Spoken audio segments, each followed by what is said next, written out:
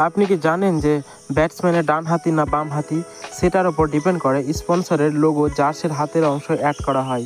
তা দেখে বোঝা যায় যে কোনটা ডান হাতি ব্যাটার কোনটা বাম হাতি। একটা জিনিস খেয়াল করে দেখবেন যে রাসেলের বাম হাতে আইপিএলের লোগো এবং জিওর লোগো, কিন্তু মিচেল স্টার্কের ডান হাতে জিও এবং আইপিএলের লোগো, আর জয়ের লোগো স্টার্কের বাম হাতে আর রাসেলের ডান হাতে। দুইজনের ক্ষেত্রে ব্যাপারটা ভিন্ন হলো কেন? এর একটাই কারণ, রাসেল ডানহাতি ব্যাটসম্যান আর স্টার্ক বামহাতি ব্যাটসম্যান। রাসেল যখন ব্যাটিং করে তখন তার বাম হাত সামনে থাকে, যার কারণে ক্যামেরাতে খুব সহজে স্পন্সরের লোগোগুলো দেখা যায়। আবার স্টার্ক বামহাতি ব্যাটসম্যান হওয়ার কারণে তার ডান হাত সামনে থাকে, এই জন্য তার ডান হাতে জিওর লোগো থাকে। জিওর থেকে বেশি টাকা দিচ্ছে, যার কারণে ব্যাটিং করার সময় জিওর লোগো যেন ক্যামেরাতে বেশি ফোকাস করে। এই জন্য ব্যাটসম্যানরা ডান হাতি নাকি বাম হাতি এটার উপর ডিপেন্ড করে জার্সিতে স্পন্সরের লোগো লাগানো হয়।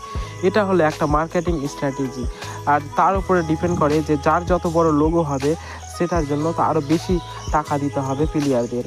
কারণ যে প্লেয়ার, যে কোম্পানির লোগো বেশি বা বড় করে ছাপানো হবে যে কোনো দলের জার্সিতে, তার কাছ থেকে সবচেয়ে বেশি টাকা স্পন্সর হিসাবে নেওয়া হবে।